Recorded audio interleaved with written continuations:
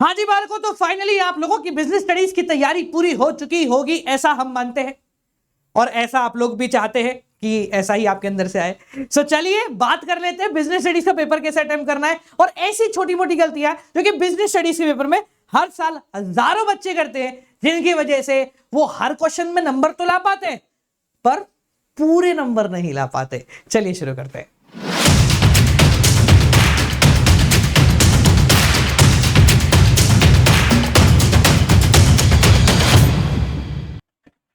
तो बालकों, जो मैं यहां पर बोलूंगा उन सभी बातों को एक पेपर पे लिख लेना, क्योंकि वो सभी बातें बहुत ज्यादा जरूरी है। ठीक है जी। इनमें आगे बढ़ने से पहले लिंक में एक कमेंट लिंक जो है ना वो डिस्क्रिप्शन में डाल दूंगा। आज शाम को 7 बजे मतलब कुछ ही समय के अंदर हम लोग एक वीडियो पोस्ट करने जा रहे हैं जिसमें आप और हम लाइव बैठेंगे और पूरी बिजनेस स्टडीज को एक बार मन बना के माइंड मैप्स के थ्रू कवर कर रहे होंगे। तो भैया कल आप लोगों का बिजनेस स्टडीज का एग्जाम है, 2 घंटे का ये पेपर है, आपको मिलेंगे 15 मिनट। क्या मिलेंगे? 15 मिनट। किस चीज के? रीडिंग के। और इस रीडिंग को इतना एफिशिएंटली काम करना है हमें अंदर कि भैया ये रीडिंग के 15 मिनट तुम्हारा पेपर बना दे। कैसे करना, ध्यान से समझना। बिजनेस स्टडीज के अंदर 2 प्रकार के क्वेश्चन आते हैं, एक आते हैं छोटे डायरेक्ट क्वेश्चन और एक आते हैं बड़ी बड़ी केस स्टडीज। तो तुम्हें क्या करना है, इन 15 मिनट के अंदर, जो कि बहुत बड़े 12 क्वेश्चन को पढ़ने के लिए आप लोगों को सारी की सारी केस स्टडीज को रीड करना है। मैं और ये नहीं बोल रहा हूं मैं कहीं भी भाई कि आप लोग इन सारी केस स्टडी को सॉल्व करो मन में, आप बस रीड करो। जब आप रीड करोगे ना तो रीड करने से आपको कुछ डेफिनेशंस, कुछ इंपॉर्टेंस, कुछ फीचर्स, कुछ डीमेरिट्स, ये सारी की सारी चीजें इन केस स्टडीज में मिल जाएंगी। मतलब बड़ा साफ है। फॉर एग्जांपल मानते हैं हमने अभी एक केस पेपर के अंदर केस स्टडी करी थी जिसके अंदर उसने लीडरशिप की डेफिनेशन दी हुई थी और आपको स्टाइल्स ऑफ लीडरशिप बताने को कहा गया था, पर वो डेफिनेशन एक केस स्टडी में दी हुई थी, जबकि उस गेस्ट पेपर का, उस एक्सपेक्टेड पेपर का पहला क्वेश्चन था लीडरशिप की डेफिनेशन बताइए। तो उसका आंसर आपको 10वें नंबर की केस स्टडी के अंदर मिल गया। तो ऐसे कई सारे जवाब होंगे जो कि आपको केस स्टडी के अंदर मिल जाएंगे, जिसमें इंपॉर्टेंस भी आती है, जिसके अंदर फीचर्स भी आते हैं, डीमेरिट्स भी आते हैं और डेफिनेशंस भी आती हैं। तो पहला काम 15 मिनट के अंदर ये कर लेना। बात आती है दूसरी, लिखने की। तो जब भी आप पॉइंटर्स लिखेंगे, पॉइंट ये है कितना लिखेंगे। तो कितना लिखना है, बहुत आसान है। जितने मार्क्स का आपका क्वेश्चन होगा उतने पॉइंट्स आपको बनाने हैं। ये बड़ा सिंपल सा फंडा है। जितने मार्क्स का 5 नंबर का क्वेश्चन है तो 5 पॉइंट बनाने हैं। बट हम इतने कॉन्फिडेंट नहीं है कि 5 पॉइंट बना देंगे तो पूरे 5 में से 5 मिल जाएंगे।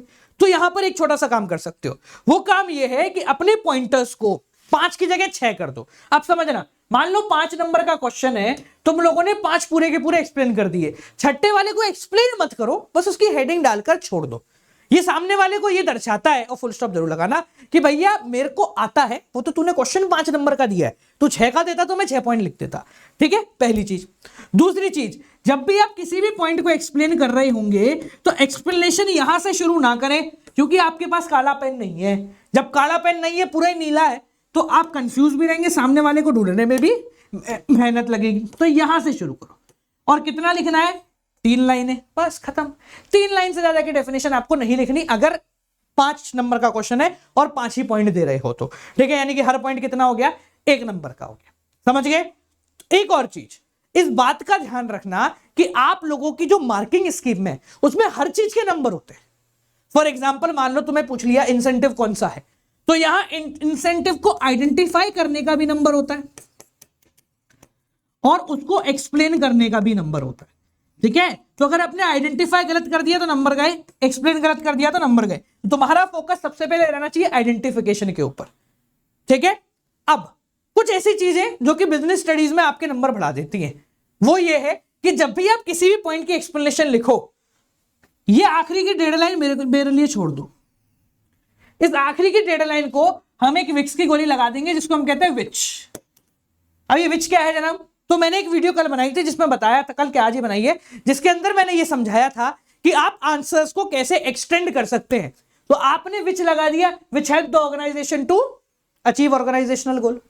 ठीक है, which increases the morale of the employees. इस तरीके के 5-6 वर्ड्स थे, 5-6 फ्रेजेस थे जो कि मैंने आप लोगों को बताए थे। एक और जरूरी सूचना, आप शुरुआत करें तो अंडर दिस का इस्तेमाल करें। ये आपको लिखने के लिए एक फेज देगा। फॉर एग्जांपल आपको source of recruitment find out करने को दे दिया, तो आपने पहले लिखा it is a type of external source of recruitment under which, बस उसके बाद लिखना शुरू कर दो। ठीक है, सो आपकी आधी से ज्यादा लाइन यहां पर, एक पूरी लाइन यहां पर आपकी कवर हो जाएगी। ज्यादा नहीं लिखना है तो कम भी नहीं लिखना है। ठीक है, एक छोटा सा एग्जांपल देता हूं, वही लकड़ी वाला जो भी थोड़ी देर पहले दिया था कि अगर एक लकड़ी को छोटा दिखाना है, इसी लकड़ी को, तो इसके सामने एक बड़ी लकड़ी खड़ी कर दो, ये ऑटोमेटिकली छोटी हो गई। और अगर इस लकड़ी को छोटा दिखाना है तो इसके सामने मतलब बड़ा दिखाना है तो इसके सामने एक छोटी लकड़ी खड़ी कर दो।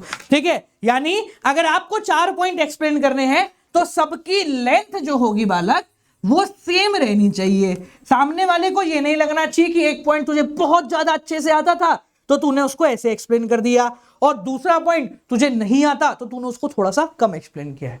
यहां तुम्हारा जो फोकस होगा वो सामने वाले की साइकोलॉजी को हिट करने का होगा, ना कि अपने को बेहतर दिखाना। राइटिंग बेहतर लिखें। सामने वाला तुम्हारे बारे में नहीं जानता, तुमने कितनी छोरियां छेड़ी हैं, तुमने 12वीं में कितने समय अटेंडेंस लगाई है, स्कूल में कैसे बच्चे थे, कितनी लड़ाइयां करी, कितने पंचुअल थे, नोबडी नोज। पर शुरू के 4 पेज देखकर वो आपका स्ट्रक्चर अपने दिमाग में बना लेगा। तो कोशिश करें कि स्ट्रक्चर ऐसा बनवाएं कि उसको ये लगे कि जनाब ये टॉपर की कॉपी है और इसका एक एक नंबर काटना वाट लगा देगा, क्योंकि भैया ये डिजर्व करता है पूरे के पूरे नंबर। तो अपनी कॉपी से इस तरीके का जवाब दें। एक और चीज, अंतिम चीज है पर इसको ध्यान रखना, कुछ लोग बहुत ज्यादा समझदारी करते हैं, वो है माइंड मैप या फिर डायग्राम्स।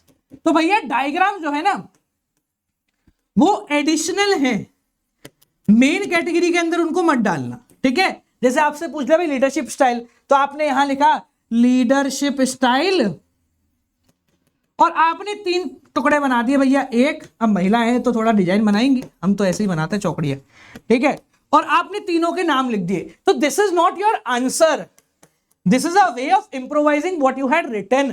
ठीक है, तो ये आपको उत्तर नहीं है, आपको उत्तर के अंदर तीनों को लिख के एक्सप्लेन करना पड़ेगा। मैंने एक बार ऐसा काम किया था अपने सोशल में, 9th क्लास थी मेरी, तो हमारे टीचर ने हमें होमवर्क दिया कि 2 पेज के अंदर जो है आपको चैप्टर को एक्सप्लेन करना है। ठीक है, हमने 2.25 पेज के अंदर डायग्राम बना दिया था, फिर उसने डंडे मारे थे बोले 4 लाइन लिख के क्यों, 4 लाइन में भी क्या लिखा था मेरे को भी याद नहीं। ठीक है, तो ये एडिशनल है बाला, इसको अलग से देखो, मेन के लिए आपको एक्सप्लेनेशन लिखनी ही पड़ेगी। ठीक है, कोशिश करें जहां जहां भी टॉपिक लिख सके टॉपिक लिख दो। डायरेक्टिंग के बारे में पूछा, डायरेक्टिंग की डेफिनेशन लिख दी। ठीक है, और वर्ड्स का थोड़ा सा याद रखें, अगर 30 से 50 वर्ड है तो भैया इसका मतलब एक लाइन में आपके 8 ही वर्ड आते हैं ऑन एन एवरेज। तो 8 वर्ड के हिसाब से आपको 4 से 6 लाइन के अंदर उत्तर लिखना है। 2 नंबर का क्वेश्चन है, 1 लाइन में उत्तर नहीं लिख के आएंगे। ठीक है, तो अपना जो सैंपल पेपर है उसको उठा लो, उसमें देख लो और उसके हिसाब से आपको आंसर लिखना है। डोंट गो टू लॉन्ग और too short, it's very easy to do the same. ठीक है, और जाने से पहले एक जरूरी सूचना, कल सवेरे 6 बजे हम कर रहे होंगे अब mega expected paper of commerce king, link description में है। और दूसरी महत्वपूर्ण सूचना, तुझे सब कुछ आता है, स्टे काम, स्टे रिलैक्स, कल फोड़ के आएंगे। Keep on watching.